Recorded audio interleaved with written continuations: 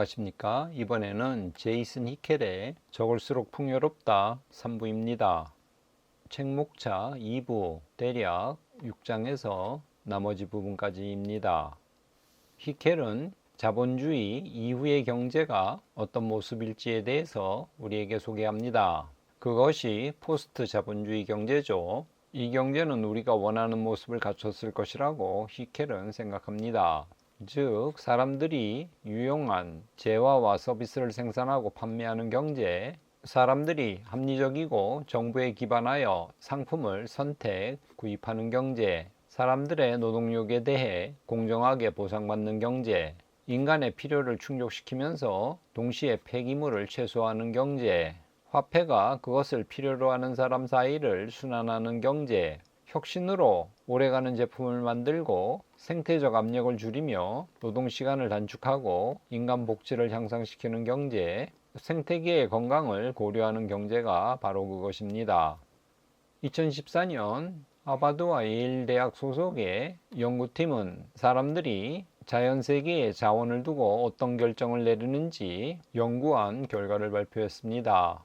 연구팀은 사람들이 미래 세대들과 제한된 자원을 나누는 방식에 대해서 어떤 선택을 할지 살펴봤습니다. 관건은 직접민주주의인데 이 직접민주주의를 통해서 그룹이 집단적으로 결정을 내리게 되자 68%가 이기적인 소수를 통제하고 파괴적인 충동을 제어하며 좋은 방향으로 결정을 내렸습니다. 민주적 조건 하에서 사람들은 미래 세대를 위해 자원을 무한하게 보존하고자 애쓴 것으로 나타났습니다. 문제가 되는 것은 인간 본성이 아니라 어떤 정치 체제냐입니다. 직접 민주주의가 실현되면 사람들은 그 체제 하에서 자원을 보존하는 쪽으로, 후세 세대를 생각하는 쪽으로 올바르게 결정을 한다는 것입니다. 문제는 현재의 정치 체제가 전혀 민주주의적이 아닌 데 있습니다. 소득 분배가 불평등해지고 부유층이 정치 권력을 좌지우지하고 있습니다. 미국에서 특별히 그런 경향이 많은데 기업이 정치 광고에 무제한의 돈을 쓸 수 있으며 정당에 기부하는 것도 거의 제약이 없습니다. 금융권에서도 금권 정치의 경향이 나타나고 있습니다. 소수의 사람이 막대한 돈을 어떻게 쓸지 결정하며 기업의 행동에 큰 영향력을 행사하고 있습니다. 그들은 사회적 관심이나 생태적 염려보다는 이윤에 우위를 두도록 기업을 압박합니다. 미디어도 문제입니다. 영국의 경우 세 회사가 신문시장의 70% 이상을 통제합니다. 미국에서는 6개의 회사가 모든 미디어의 90%를 통제합니다. 이런 조건 하에서 민주적인 토론이 이루어진다는 것은 사실상 불가능합니다. 국제적 수준에서도 비슷한 사례가 발생하고 있습니다. 세계경제 거버넌스의 핵심 기관인 세계은행과 IMF의 투표권은 소수의 부유한 나라들에 편중되어 있습니다. 세계무역기구도 시장 규모가 큰 나라들이 교섭력을 독점하고 있습니다. 히켈은 지금의 생태 위기의 극한적 상태는 우리의 정치 체제가 완전히 부패한 탓이라고 진단을 내리고 있습니다. 따라서 진정한 민주주의, 건강한 민주주의를 가능한 확장하려는 노력을 꾀해야 된다고 히켈은 소리를 높입니다. 거대 자본을 정치에서 쫓아내고 급진적으로 미디어 개혁을 해야 되며 엄격하게 금융을 규제하는 입법운동, 기업 인격을 인정하지 않는 것, 독점을 해체하는 것, 협동조합 구조로 기업을 전환하는 것, 노동자가 이사회에 참여하는 것, 주주의결권을 민주화하는 것 등등 여러 가지를 히켈은 제안합니다. 지금부터는 원주민 공동체의 세계관을 소개합니다. 열대우림 지역의 에콰도르와 페루 사이의 국경에 아추아라고 알려진 부족 공동체가 있습니다. 이들은 밀림 속에서 살므로 그들의 존재가 숲을 공유하는 다른 생물들, 이들을 중시하여 비인간 사람이라고 부르는데 동물과 식물을 사람처럼 대접하는 거죠. 이들의 오밀조밀한 공동체와 좋은 관계를 유지하는 것에 아추아족의 안녕이 달려 있다는 것을 알고 있습니다. 아추아족은 자신과 비인간 사람들이 근본적으로 상호 의존적이라는 것, 그리고 자연이나 다른 생물체 없이는 자신은 아무것도 아니라는 것을, 더 나아가 존재하지 못한다는 것을 알고 있습니다. 즉, 아추아족과 비인간 사람들의 운명은 하나로 묶여 있다는 것을 인식하고 있습니다. 아추아족뿐만 아니라 말레이 반도 열대우림에 사는 치용족, 뉴기니섬, 베다무니 사람들도 이와 유사한 세계관을 공유하고 있습니다.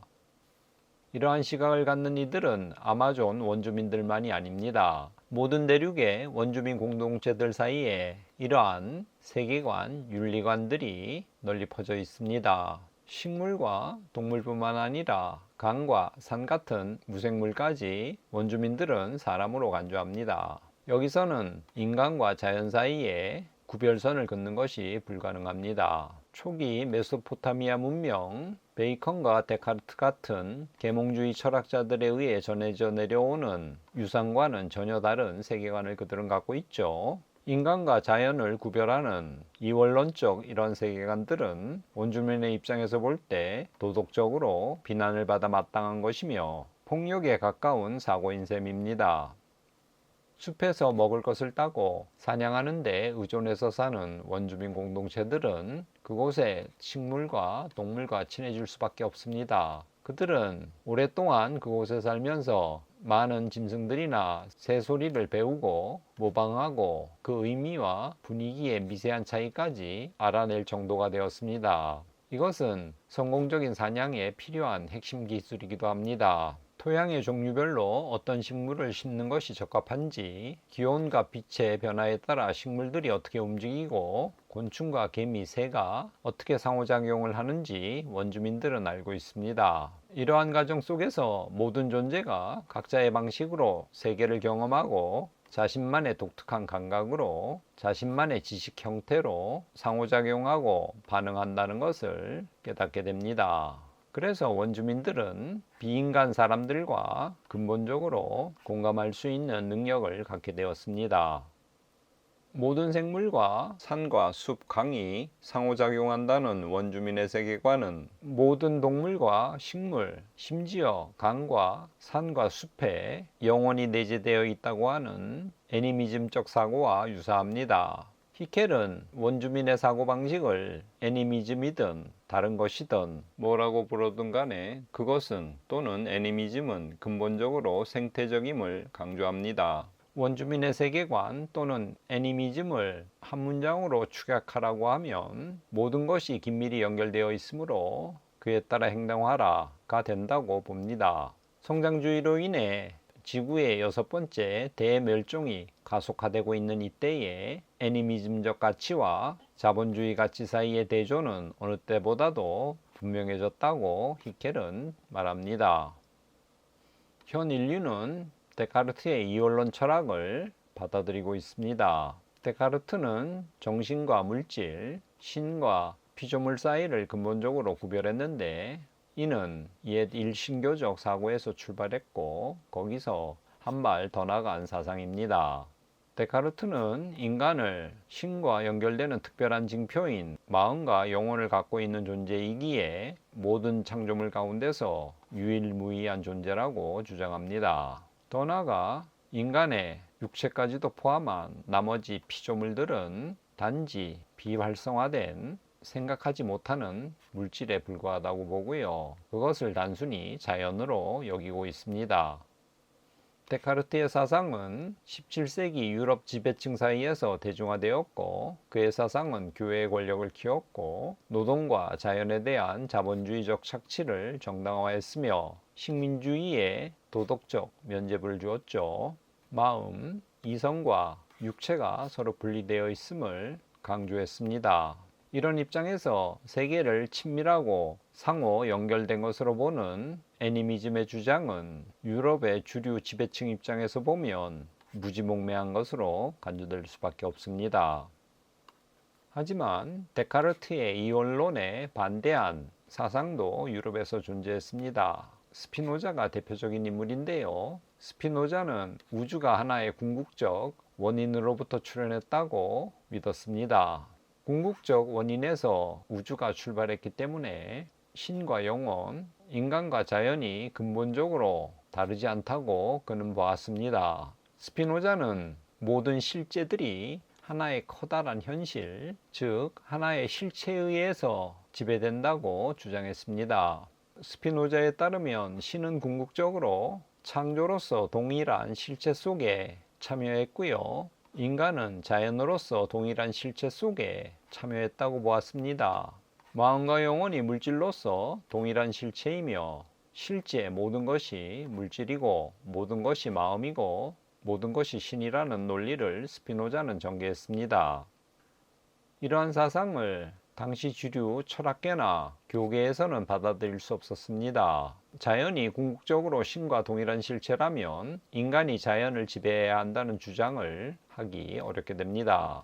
스피노자는 여러 곳으로부터 박해를 받았죠. 그는 유대인이었는데 암스테르담의 유대교로부터 파문당했습니다.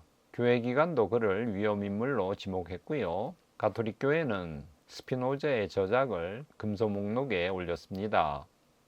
하지만 수세기가 지나면서 과학자들 가운데 스피노자의 주장 중 다수가 옳다고 인정하는 사람들이 생겨나기 시작했습니다. 과학자들 사이에 마음과 물질 사이에 어떤 근본적인 구별도 실제로 존재하지 않음을 확인한 이들도 나타나기 시작했습니다. 그럼에도 불구하고 데카르트의 이원론적 세계관은 현재 많은 사람들이 받아들이고 있죠. 서구 사회는 인간이 자연으로부터 근본적으로 따로 존재한다고 현재도 믿고 있습니다. 종교인들은 인간이 영혼을 가진 존재이고 신학자들은 영혼이 지성 또는 의식과 관련이 있다고 주장하고 있습니다. 이원론과 일원론이 서로 대립하는 가운데 생물학 등 다른 학문 분야에서 지금까지 알려지지 않은 사실들이 속속 드러나고 있습니다. 일부 바이러스들은 우리 몸에 이로운 작용을 합니다. 따라서 바이러스가 없다면 우리 신체 내의 박테리아 작용은 균형을 잃게 됩니다.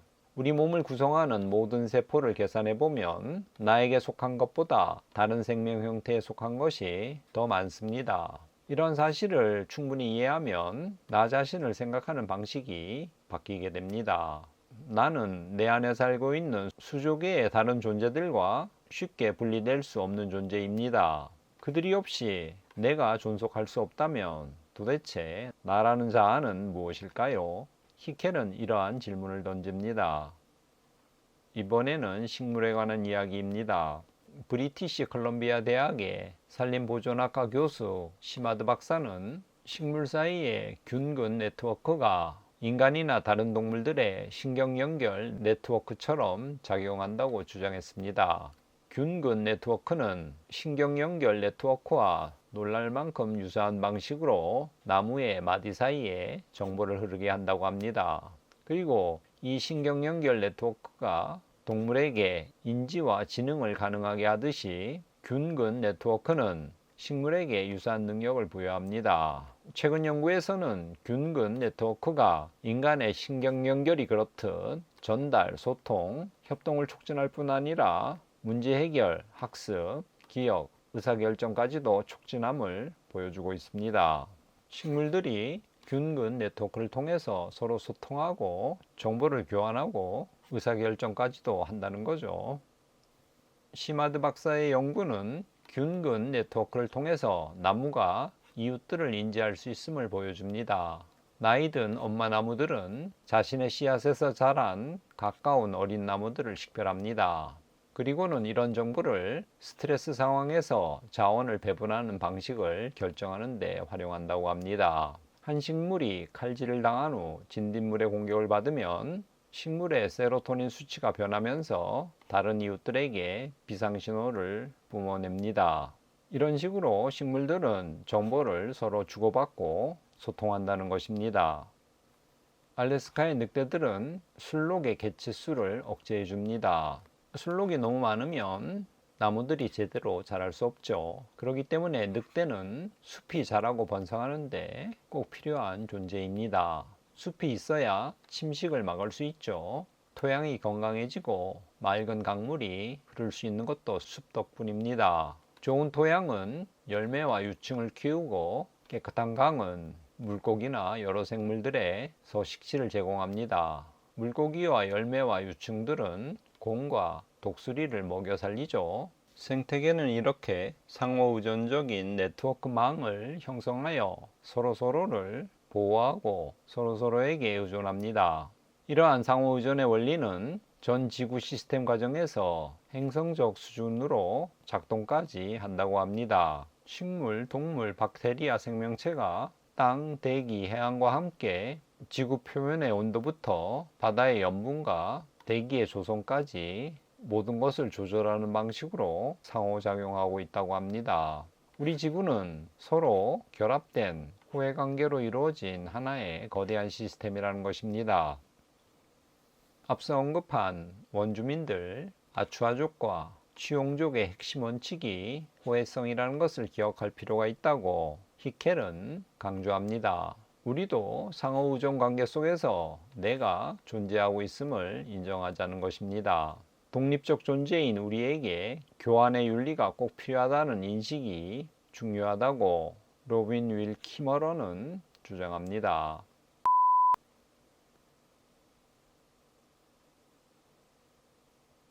우리는 부모 또는 할머니로부터 건강한 음식, 집에서 요리한 음식을 제공받을 때와 동일한 돌봄과 배려, 감사의 태도를 가지고 생명세계로부터 식량과 물질을 받아야 된다고 키머런은 지적합니다.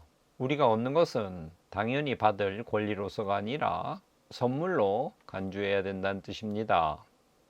선물에서 중요한 것은 우리를 자기 절제에 위치해 둔다는 것입니다. 선물을 받을 때 우리는 필요한 것 이상을, 다른 이들이 공유할 수 있는 것 이상을 취하지 않도록 유의해야 합니다. 이것이 본질적으로 보호의 가치이며 초과의 수준을 넘어 소비에 광분하는 문화의 맥락에서 보자면 급진적 행동이 됩니다. 선물은 돌고 돌죠.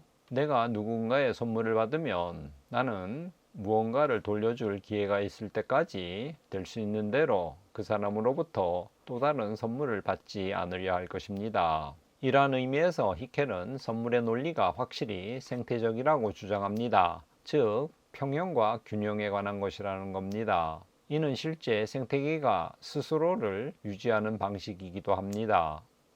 이러한 선물의 논리는 자본주의 논리와 정확히 반대죠. 자본주의는 돌려주는 것보다 더 많이 취하라는 원칙에 의존합니다. 앞서 우리는 인클로저를 시작으로 식민주의에 이르기까지 500년간 이러한 논리가 작동되는 것을 목격했습니다. 잉여를 축적하기 위해서는 자연과 신체로부터 보상되지 않는 가치를 뽑아내야 하며 자연과 신체는 객체화되고 외부의 것이 되어야 합니다. 결론입니다. 생태위기는 이러한 자본주의적 논리에서 벗어나 급진적인 정책 대응을 요구합니다. 우리는 고소득 국가들이 과도한 에너지와 물질 사용 규모를 줄이도록 해야 합니다. 재생에너지로 전환하도록 해야 하고요. 끊임없는 성장 대신 인간의 좋은 삶과 생태적 안정성을 중시하는 포스트 자본주의 경제로 전환하도록 해야 합니다. 탈성장은 땅과 사람, 심지어 우리 마음의 탈식민지화를 나타냅니다. 커먼즈의 인클로저 해체, 공공재의 탈상품화, 노동과 삶의 탈집약화, 이것이 탈성장이 의미하는 것입니다. 인간과 자연의 탈물질화를 그리고 생태 위기의 가속화 중단을 뜻합니다. 탈성장은 적게 취하는 과정으로부터 시작되지만 결국 가능성의 지평 전체를 열어젖힌다고 히켈은 설명합니다. 저자에 따르면 탈성장은 우리를 결핍에서 풍요로, 추출해서 재생으로, 지배에서 호혜로, 외로움과 분리에서 생명이 약동하는 세계와의 연결로 데려다 줍니다. 우리가 경제라고 부르는 것은 우리 서로가 맺는, 그리고 생명세계의 나머지와 맺는 물질적 관계입니다. 여기서 우리는 스스로에게 물어야 한다고 히켈은 말합니다. 이 관계가 어떠기를 바라는가? 이 질문을 던져야 하는 것입니다. 지배와 추출의 관계이기를 바라는가, 아니면 호혜와 돌봄의 관계이기를 바라는가? 물론 우리의 선택은 후자여야 하죠. 이상으로 히켈의 적을수록 풍요롭다 3부 소개를 마치고요. 요약과 저의 평가로 이 방송을 끝맺겠습니다. 먼저 요약입니다. 히켈은 물질과 정신 영역을 분리한 데카르트의 이원론을 소개합니다. 이로 말미암아 인간의 노동력이 상품화되었고 자연을 소유와 추출의 대상으로 보게 되었습니다. 히켈이 정의한 자본주의란 투자자들의 이윤 확보를 위해서 또는 인플레이션과 감가상각으로 인한 자본 손실을 막기 위해 끊임없는 성장을 추구하는 시스템입니다. 축적된 자본이 많으면 많을수록 성장에 대한 압박과 압력이 증가합니다.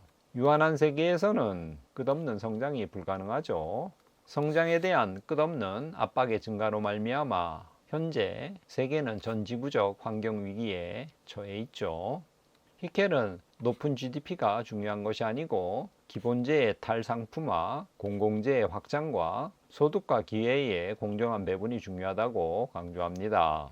자본주의는 인위적으로 희소성을 조장하여 성장 엔진을 돌리는 체제입니다. 여기서 벗어나 탈성장으로 가자고 히켈은 주장합니다.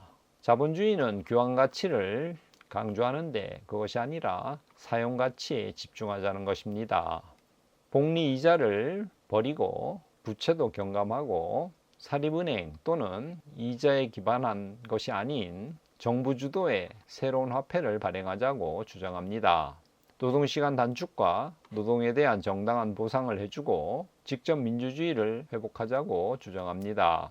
인간과 주위 환경, 동식물이나 토양, 강, 산 등이 근본적으로 다르지 않다는 의식, 다른 말로 애니미즘이라고 할 수 있는데 이러한 이론론적 사고가 점점 부상되고 있다며 모든 존재는 상호 의존 관계임을 잊지 말자고 주장합니다. 호혜성 원칙으로 서로를 대하자고 히켈은 소리를 높이고 있습니다. 평가입니다. 끝없이 성장을 추구할 수밖에 없는 자본주의 성격과 그 결과로 야기된 전 지구적 환경 위기에 대해서 잘 설명했습니다. 역사의 다양한 사례들을 제시하면서 인위적 희소성 조장을 통해 성장 엔진을 돌려온 자본주의 실체에 대해서 설득력 있게 묘사하고 있습니다. 히켈은 그래서 자본주의 대신 탈성장을 대안으로 제시합니다. 이는 기본적 필요에 충실한 경제입니다. 이와 함께 노동시간을 단축하고 은행 시스템을 개선하고 부패한 민주주의를 회복할 것을 주장합니다. 히켈은 만물이 상호 의존적 관계임을 잊지 않고 호혜와 돌봄의 태도를 견지하자고 결론을 내립니다.